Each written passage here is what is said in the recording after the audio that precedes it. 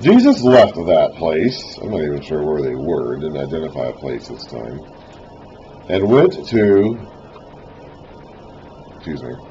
back in the end of chapter 6, they were at Gennesaret, but who knows if they're still there. And he left that place, wherever he was, and went to the vicinity of Tyre. Now this was the old Phoenician capital from hundreds of years earlier. This is where King David got his materials to make the temple for Solomon to build. Tyre used to be, 1,000 years ago, an ally of Israel. King Hiram of Tyre helped David build the temple. Helped David get this temple ready to be built for by his son Solomon. I think because of that, because they blessed Israel, God blessed them. They were very successful and financially prosperous. Now, in the days of Ezekiel, several hundred years later, they had turned against Israel, and God turned against them. And he declared judgment against them, which came in two stages. Once was when Nebuchadnezzar came against them in the days of Ezekiel, and then again a couple of hundred years after that, when Alexander the Great came against them in the 330s BC, and he actually destroyed the city. Tyre consisted of there were two parts of Tyre. Part of it was an island city, like off the coast, and then there was a mainland city that led to the island city. Alexander completely destroyed the mainland city and used its ruin. It's completely gone. There's no trace of it today. And used its ruins to build a causeway out to the island city, and that way he was able to reach it and besiege it and destroy it. Nowadays, it is Tyre and Sidon are still around, and it is. Let's see here. It is this is the farthest north as Jesus goes during his ministry. This is during the old, like I said, this is in the upper old Phoenician, hang on a second, cities.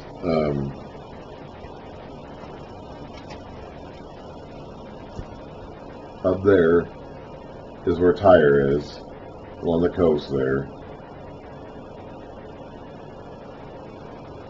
There we go.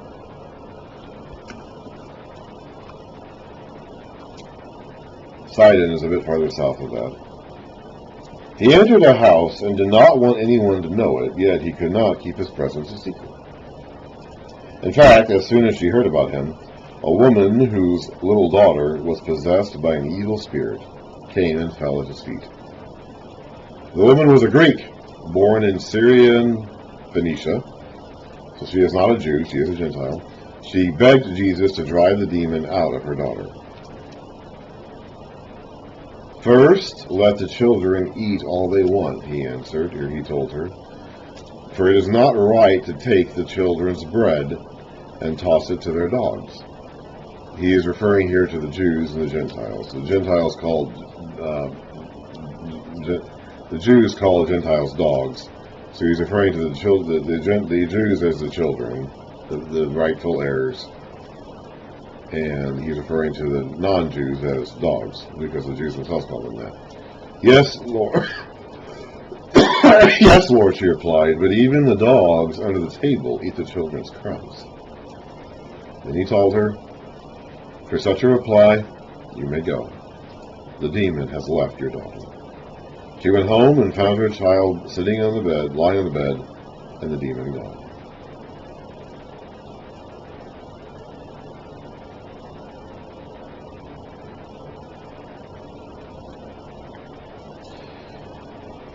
Then Jesus left the vicinity of Tyre and went through Sidon, down to the Sea of Galilee. He's going back down south again, and into the region of the Decapolis. That's east of the Sea of Galilee. That's another Gentile-controlled territory. There, some people brought to him a man who was deaf and could hardly talk, and they begged him to place his hand on the man. After he took him aside, away from the crowd, Jesus put his fingers into the man's ears. Then he spat and touched the man's tongue. He looked up to heaven and with a deep sigh, or something like that, I'm not exactly sure what that means, said to him, Ephphatha, which means be opened. Again, Mark is translating an Aramaic expression for his non-Aramaic speaking Roman readers.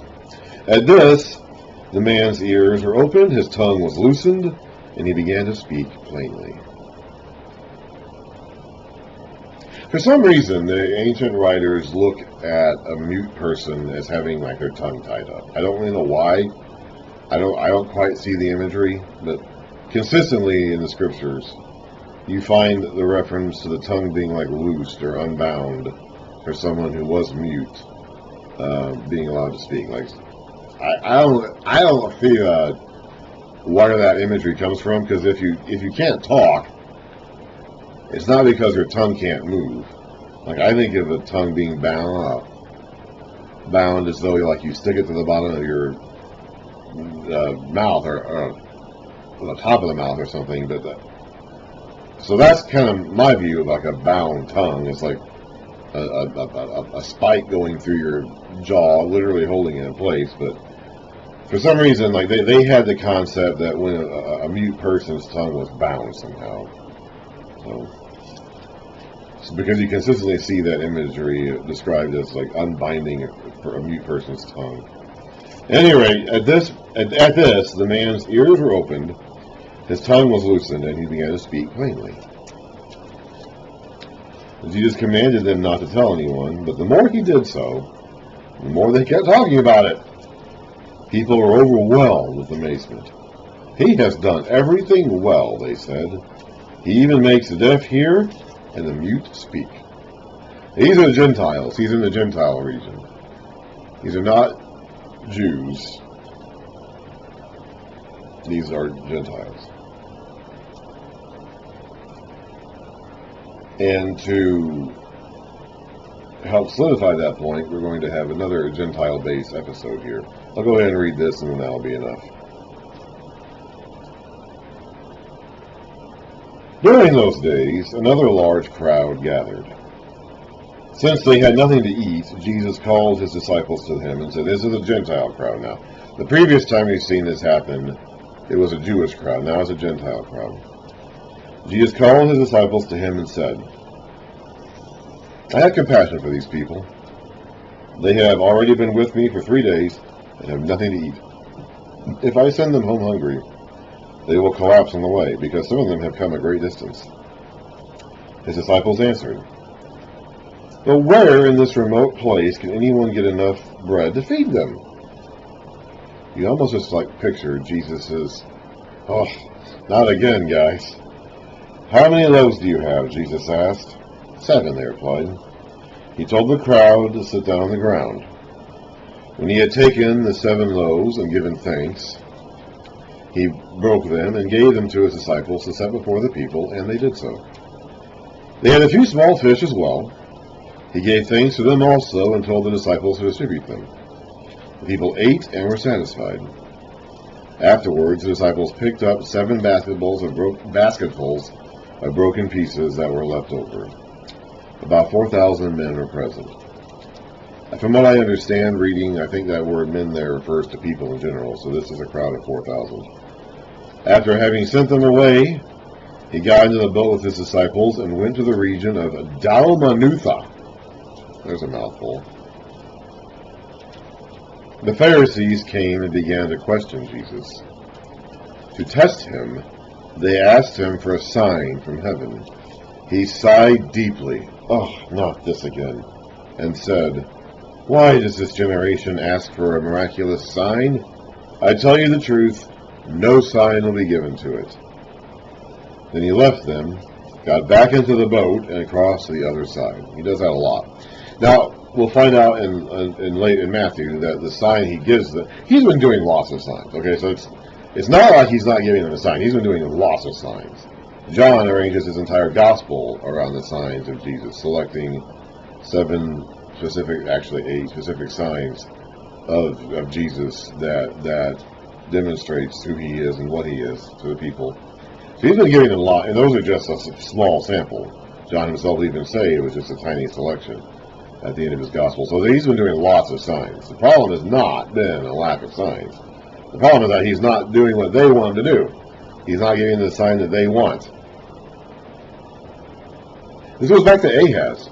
Remember in Isaiah, way back in the book of Isaiah, King Ahaz, who was a wicked king, is being attacked by 2 other kings, the king of Israel and the king of Syria, Aram. who want him to align with them against Assyria. He doesn't want to do it.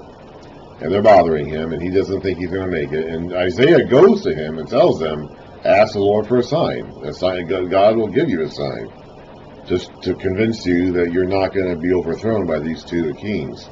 And he says, nope, I don't want a sign. I'm not going to put the Lord my God in my death. Now, he's saying it to sound holy and pious, but in the grand scheme of things, he just doesn't want a sign. He doesn't want to turn to that God for help.